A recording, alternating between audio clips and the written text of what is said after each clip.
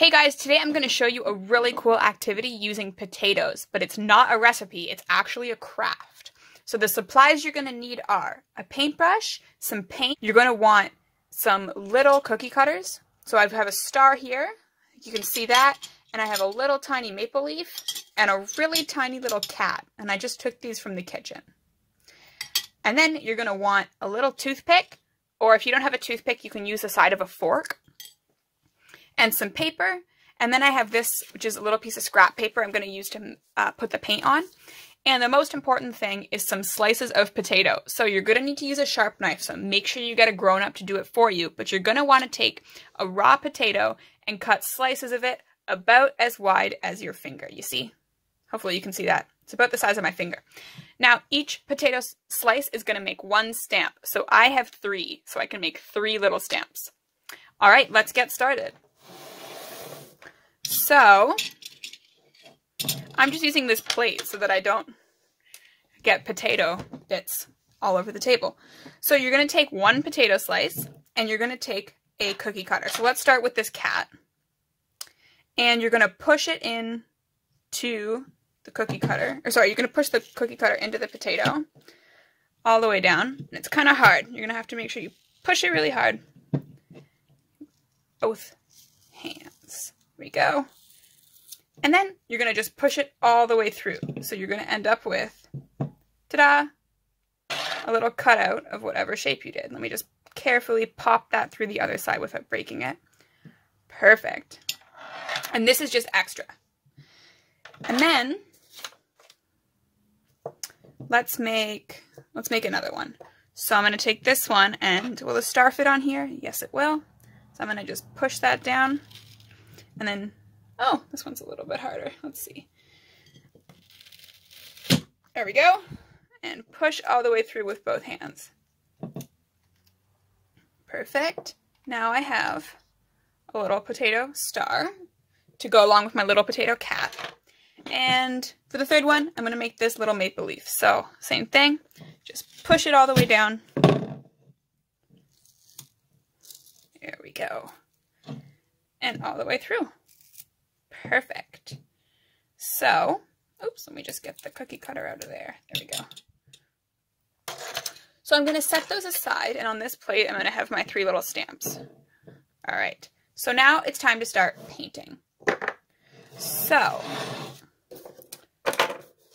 I've got this green paper here, and I think the shape that I want to do is I'm going to do a fence with some cats on it, and then some stars and some leaves in the sky.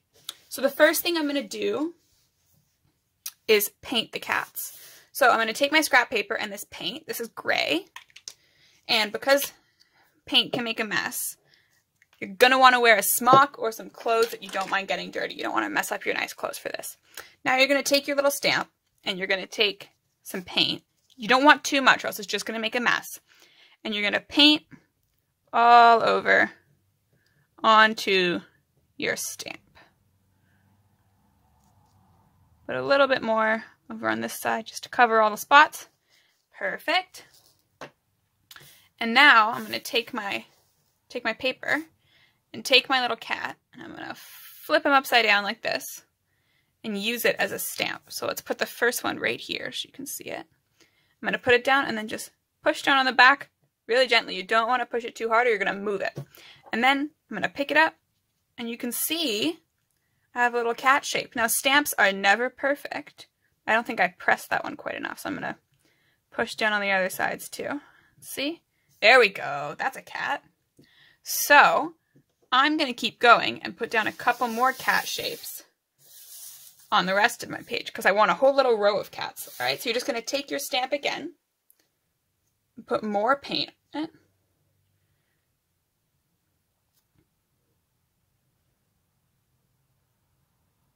Try not to get too much on the sides or else it'll just get messy on your hands. And put down another little cat. So let's see, let's push this one down a little harder. Hopefully that line will be nice and clear.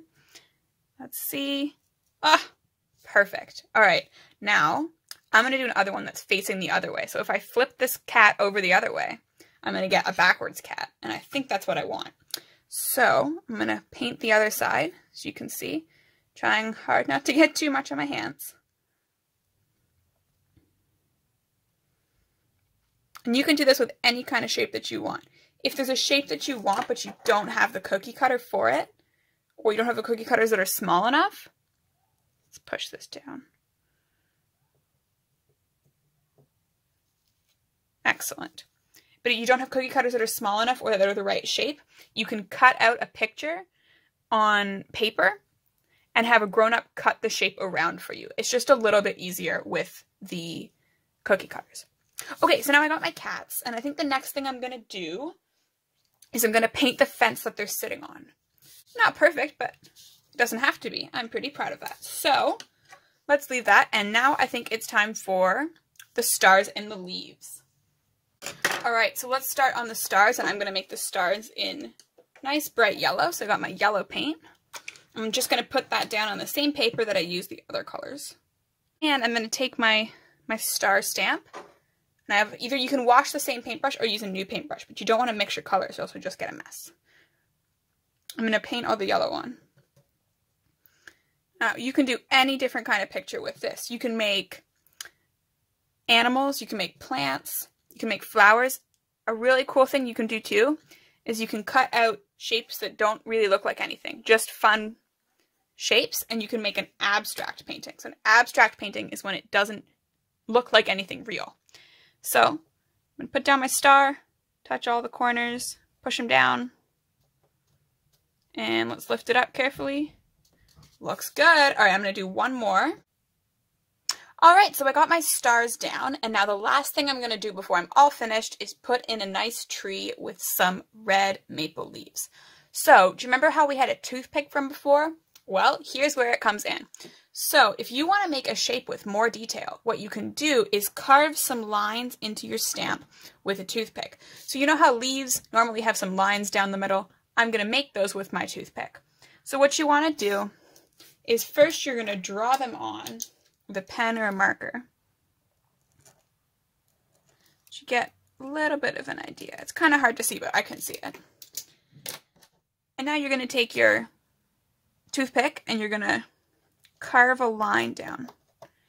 Now, if you've done this, now you have to make sure that this is the side. Oh, I shouldn't do this on the paper. I'm going to get water on my paper. Uh-oh. Let's do it on the plate. There we go.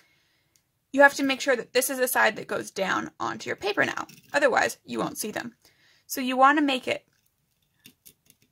pretty dark, pretty deep line so it will show up. And I'm also going to do one over here. Oh, it's hard to see. Do one over here. And let's do one over here too. So I got a maple leaf with a couple lines, and I'm going to take the other end of my toothpick and make those lines a little bit darker. If this is too complicated, or if you don't want a picture with that much detail, that's okay. You don't need to. It's completely optional. It's just a fun extra way to add a little bit of something to your painting. Perfect. Okay, so now it's time for me to paint my leaves. So I'm going to take some red paint. I'm going to paint, remember now you have to paint the side that has the details on it, otherwise it will not show up. And if you've put the lines in it, you're going to want to make sure that you use a very thin layer of paint. And now I'm going to take my toothpick again and I'm going to go over those lines and basically take the paint out of those lines. See? Now, oh, there's a bubble in there. Let's pop that. There we go. Now, when I put it down, it should show up with some nice lines. So let's put my first leaf. Ooh, I missed a corner. Let me fix that problem first. There we go. I'm going to put this leaf right over here. Be really gentle with it, but make sure I get all the corners. When I lift it up, you can see the lines. All right, let's do one more. And I'm going to put them next to each other because then I'm going to draw some tree branches. So I'm just painting more paint on it, a nice thin layer. And now I'm going to go back to my toothpick and I'm going to clear out the paint out of those lines again. Otherwise, it'll just show up as one big red shape, which is okay too. I'm going to put this one down right next to the first one, push down all the corners, Let's see. There we go. That one didn't show up as cleanly as the first one, so I'm going to show you how you can tidy it up. You can just take a little bit of paint on your paintbrush, and you can fill in anywhere the paint didn't quite touch the page. But the other ones, like over here, you can see the yellow didn't fill in all the way, and there's some gaps in this cat over here. And I'm just going to leave them because I really like the way it makes the whole painting look really unique. Now the last thing I'm going to do before I'm all finished is I'm going to take some more brown paint, same paint I used for that fence, and I'm going to make a nice tree trunk and some branches for my tree. So let's do, a tree trunk over here. Just like that. And I'm going to make a branch that goes out like this. And those leaves are on that branch. I think I need a little bit more paint. Alright, let me make my tree come all the way down here. I can push it down to this side. Let's see. You got some roots out the side. And I can do some lines on my tree trunk. And maybe another branch up here. There we go. Alright, so I used 3 different stamps and I showed you how to use the toothpick to make some extra detail, and we painted a lovely background onto our painting. So I hope you have fun with this craft and you can make it at home yourself.